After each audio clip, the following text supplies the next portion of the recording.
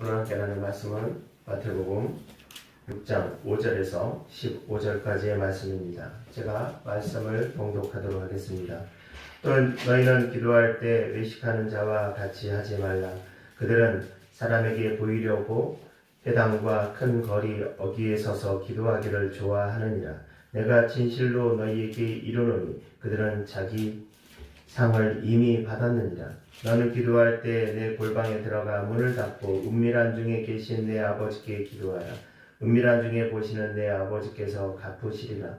또 기도할 때 이방인과 같이 중언부언하지 말라. 그들은 말을 많이 하여야 들으실 줄 생각하느니라. 그러므로 그들을 본받지 말라. 구하기 전에 너희에게 있어야 할 것을 하나님 너희 아버지께서 아시느니라.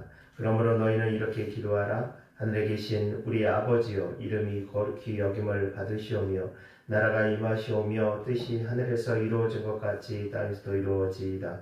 오늘 우리에게 일용할 양식을 주시옵고 우리가 우리에게 죄 지은 자를 사하여 준 것 같이 우리 죄를 사하여 주시옵고 우리를 시험에 들게 하지 마시옵고 다만 악에서 구하시옵소서. 나라와 권세와 영광이 아버지께 영원히 있사옵나이다. 아멘.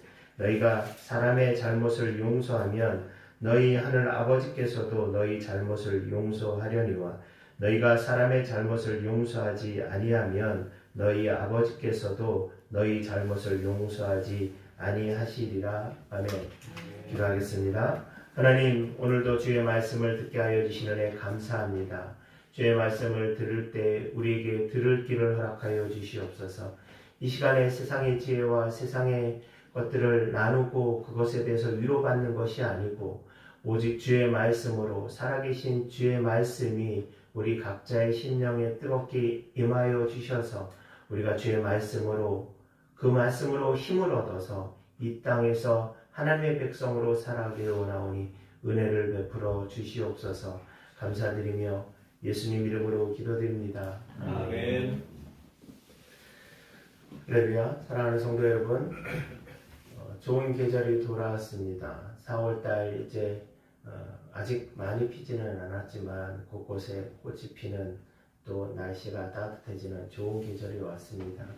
이 좋은 계절 속에서 외부의 상황만 좋아지는 것이 아니고 우리 성도들, 우리 각자의 삶이 하나님 앞에서 이렇게 풍성한 삶을 살아가는 그런 모습 되어지기를 소망합니다. 하나님의 백성들이 주 안에서 풍성한 삶을 살기 위해서 어떤 모습이 어떤 것들이 필요할까라는 생각을 합니다. 우리가 주의 자녀이고 하나님의 자녀라고 고백하는데 우리가 어떻게 살아가는 것이 또 어떻게 살면 되는지 그런 부분에 대해서 종종 생각하게 되어집니다. 그 가운데서 기독교인 교회에서 물론 다른 종교에도 같은 표현이 있기는 하지만 빠질 수 없는 게 기도라는 부분입니다. 저는 오늘 본문을 통해서 우리 사랑하는 성도들과 함께 기도에 대해서 함께 나누고자 합니다. 기도는 우리가 너무나 잘 아는 것 같고 또 당연히 해야 되고 그렇기 때문에 기도에 대해서 특별하게 저와 우리 사랑하는 성도들이 나눠야 될 것이 있을까라고 생각하지만 사실 우리가 기도에 대해서 간과하는 부분들이 분명히 있는 것 같습니다. 오늘 본문을 통해서 하나님께서 우리에게 기도를 주신 이유, 또 기도를 우리가 왜 해야 되는지, 또 기도를 통해서 우리가 얻을 수 있는 것이 무엇인지, 그래서 하나님의 자녀로서 우리가 말로만이 아닌 진정한 풍성한 삶을 살아가는 그런 모습이 되기를 소망합니다. 말씀을 시작하기 전에 이런 질문을 드리고 싶습니다. 기도를 해야 됩니까? 우리가 그리스도인으로서 기도를 해야 되는가? 라는 질문을 먼저 해보게 되어집니다. 어쩌면 이 질문은 너무나 바보 같은 질문이고 어리석은 질문이지요. 당연히 해야 되겠지요. 왜 해야 되겠습니까? 예수께서 그렇게 하셨기 때문에 그렇습니다. 누가복음 22장 39절의 말씀에 보면 예수께서 나가서 습관을 따라 감람산에 가심에 제자들도 따라갔다니라고 기록되어 있습니다. 이것은 예수님께서 십자가에 달리기 전에 겟세마네 동산에서 제자들과 함께 기도하는 한 장면에 나와 있는 말씀입니다. 여기서 우리가 생각해 볼 것이 습관을 따라입니다.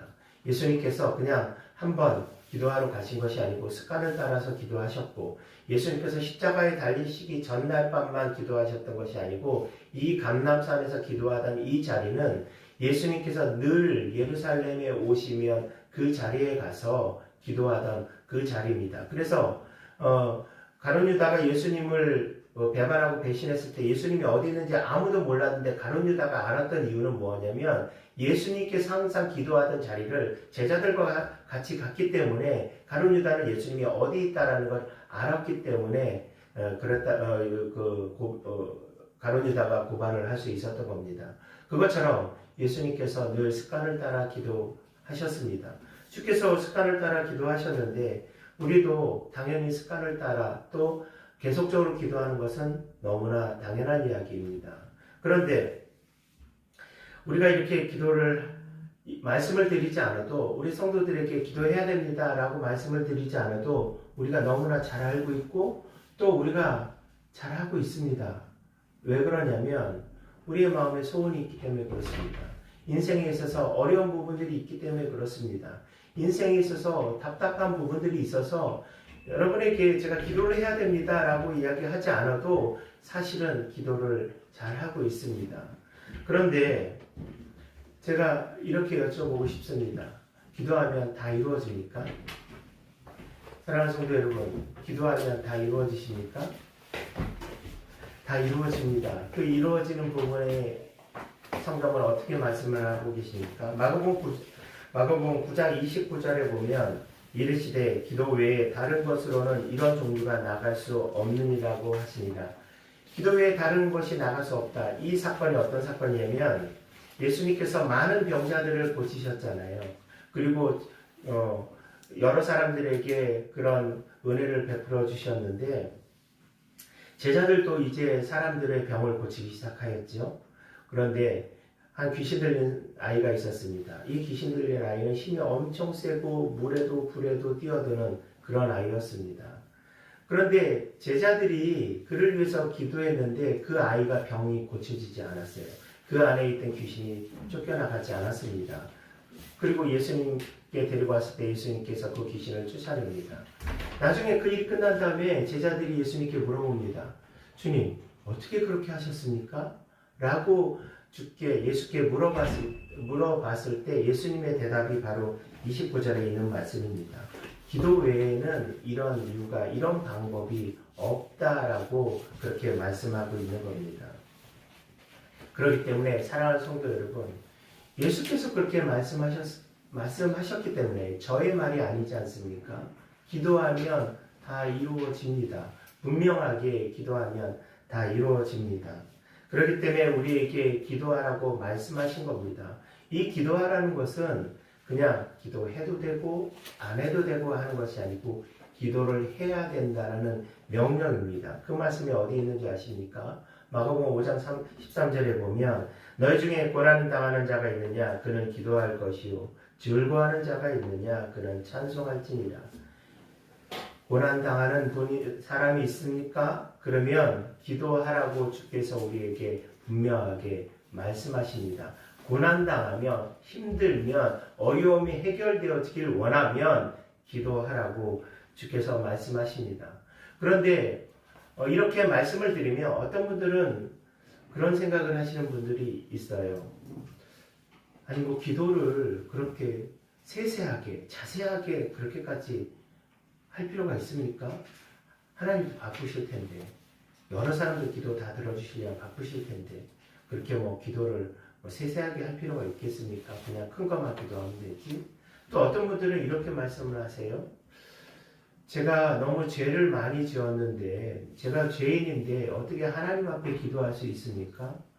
저는 죄인이라서 부끄러워서 창피하여서 하나님 앞에 기도할 수 없습니다. 이렇게 말씀하시는데 우리 성도들은 어떻게 생각하십니까? 대단히 합리적이고 이성적인 것 같지요. 그러나 그것은 속고 있는 겁니다. 기도는 세세하게, 자세하게, 구체적으로 해야 됩니다. 반복적으로 해야 됩니다. 죄인이기 때문에 기도를 하면 안 된다고요? 그런 그러면 누가 기도할 수 있습니까? 그렇기 때문에 우리는 늘 그렇게 해야 된다는 거지요. 그런데 여기서 다시 한번 여쭙겠습니다. 기도하면 정말 이루어지십니까? 여러분 가슴에 손을 얹고 한번 물어보세요. 내가 지금까지 기도했는데 기도가 다 이루어졌어. 자신 없죠? 여러분 자신 없지 않습니까?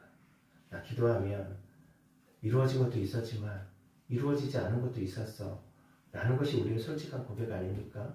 그런데 예수께서 다 이루어지신다고 그랬잖아요. 제가 이 말씀을 준비하면서 예전에 제가 전도사 처음 부임했을 때 그때 생각이 잠깐 났습니다. 한 20년, 거의 한 30년 가까이 된 이야기 같아요. 교회에서 안수 집사님이 이제 새로 임명을 받았습니다. 직분을 받았습니다. 그런데 이분이 좀 연세가 있으셨어요.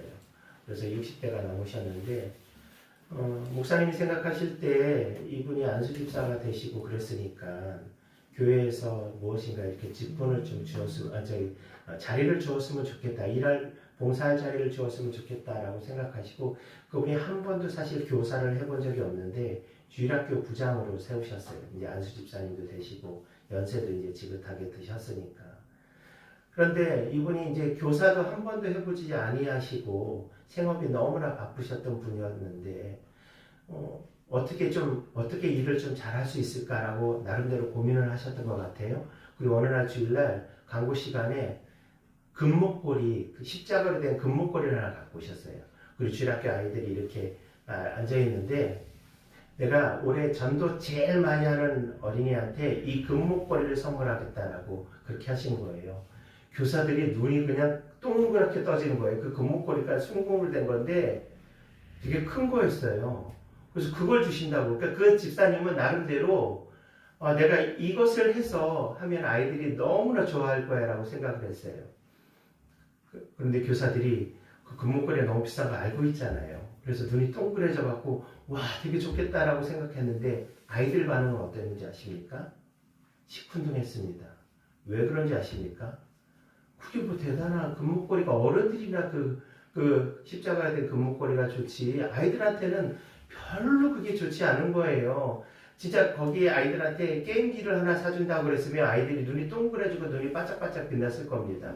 그런데 그 금목걸이 준다니까 별로 시큰둥하였습니다. 제가 왜 이 생각이 났냐면 우리가 기도할 때 우리는 일방적으로 그렇게 기도한다는 거죠. 하나님 이거 들어주셔야 돼요. 이거 꼭 해주셔야 돼요. 그런데 하나님은 우리의 기도를 안 들어주시는 것이 아니고 우리가 기도하는 것보다 더 좋은 것을 주신다는 겁니다. 한번 여러분의 인생을 한번 돌아보십시오.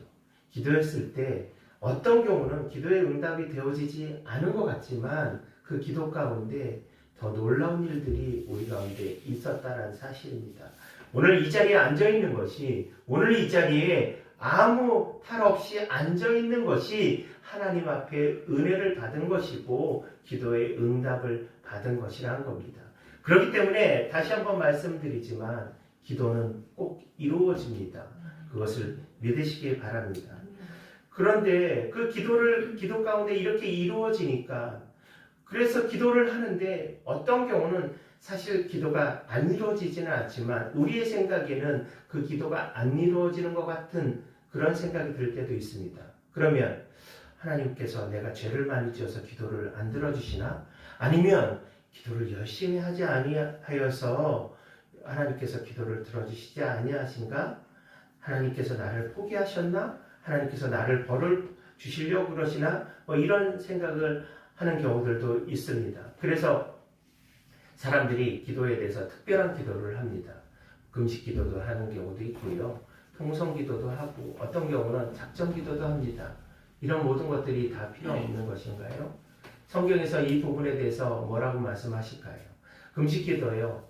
금식 기도 마태복음 6장 6절에 보면 이렇게 말씀하십니다. 금식 기도할 때 너희는 외식하는 자들과 같이 슬픈 기색을 보이지 말라.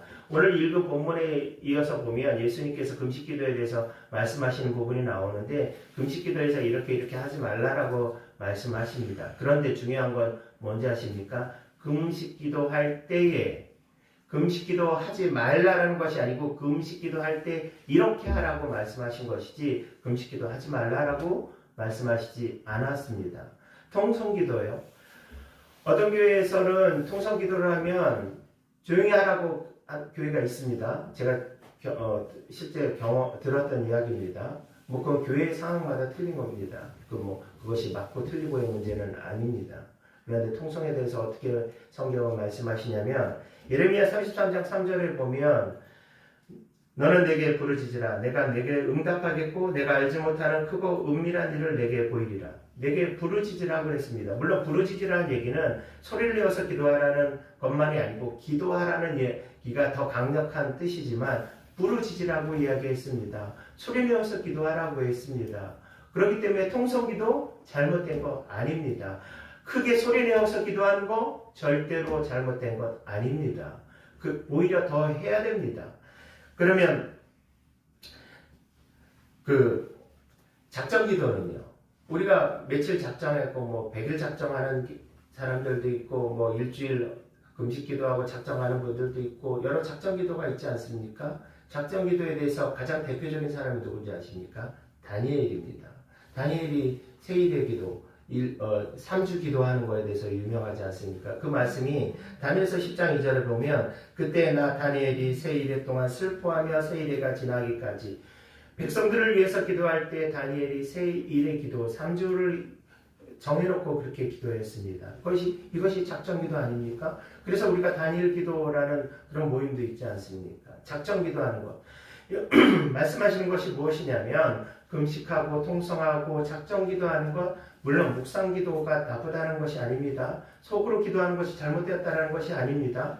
그런데 이 기도가 우리 가운데 필요하다라는 겁니다. 왜냐하면 더 간절하기 때문에 그럽니다. 더 애통하기 때문에 그렇습니다.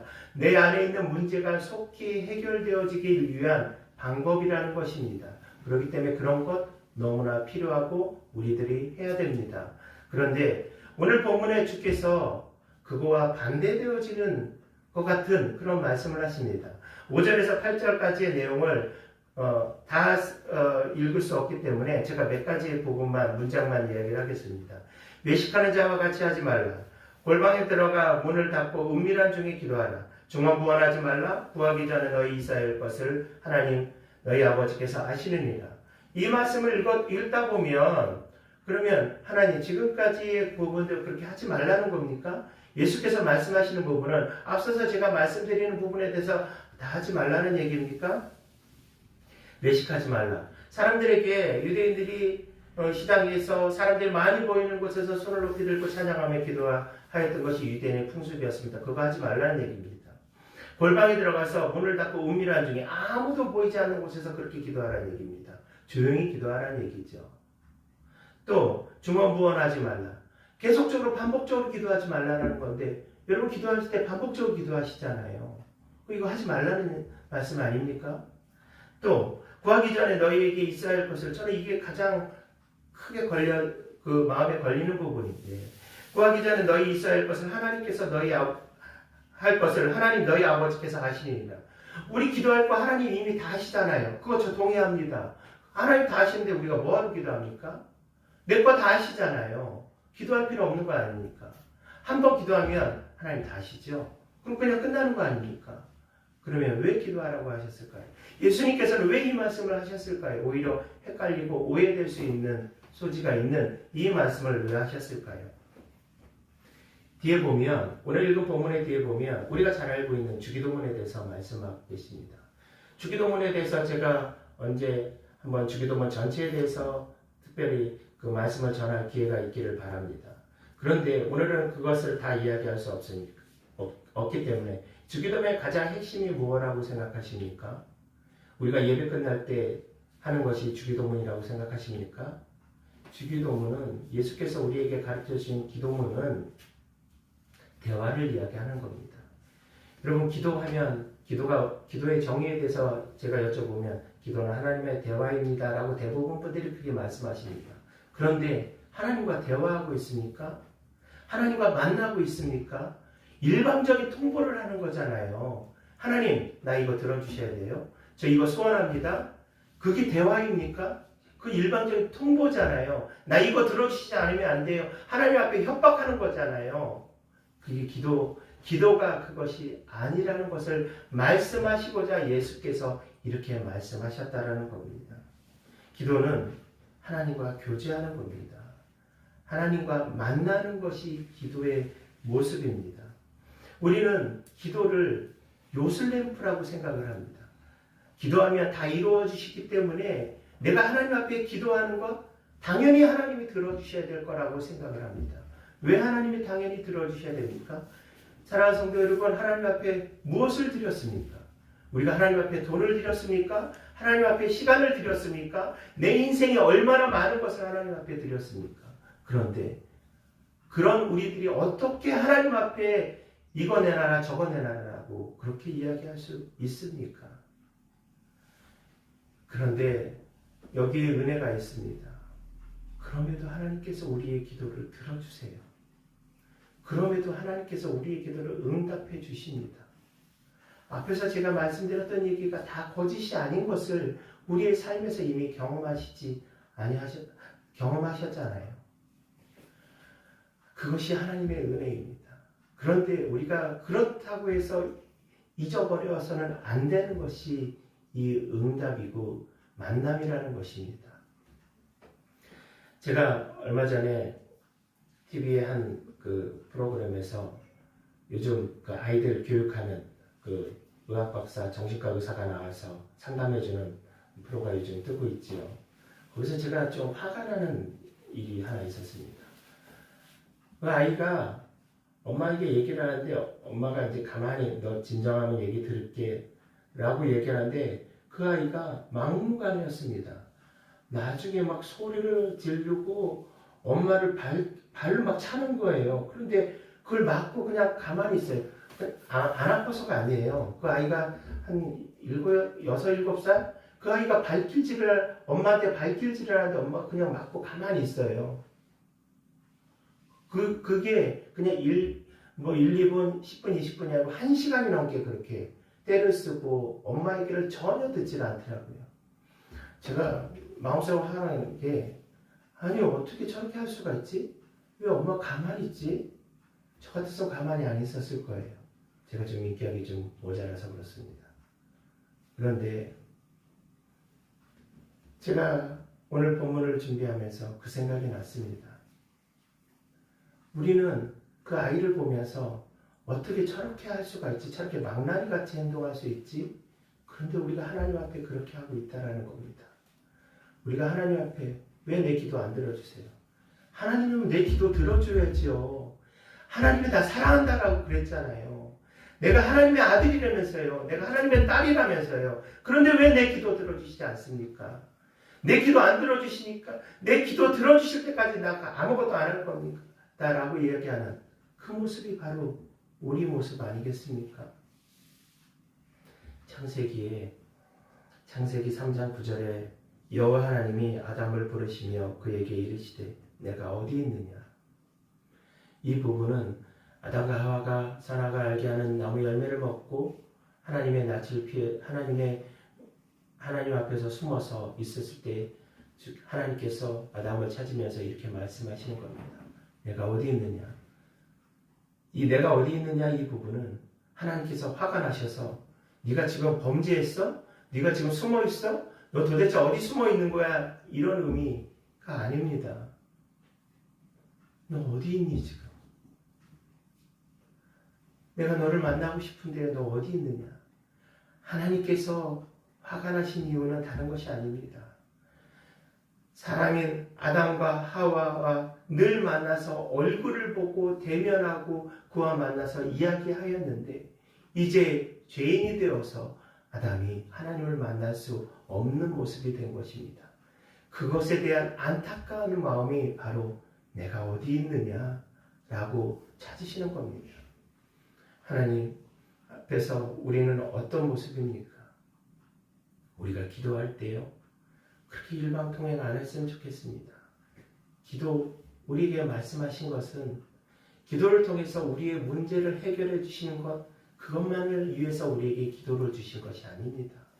기도를 통해서 하나님과 교제하고 하나님과 대화하고 우리가 친한 친구를 만나면 소소하고 아무것도 아닌 것들 다 이야기하지 않습니까? 그러면서 시간 가는 줄 모르고 이야기하잖아요. 하나님은 우리에게 그걸 원하시는 거예요. 그렇게 대화하다 하나님, 저 사실은 이런 문제가 있어요. 이거 너무나 힘들어요. 이거 너무나 답답합니다. 이거 너무나 괴로워요. 제 몸이 이렇게 힘이 들고 아픕니다. 제 주위에 이런 사람들 때문에 제가 너무나 답답합니다. 제가 물질이 없어서 이렇게 곤란함을 당합니다. 라고 이야기하는 것, 이것이 대화 아닙니까? 나 이거 안 들어주시면 안 돼요? 하나님은 그렇게 해주셔야 됩니다. 이게 대화입니까?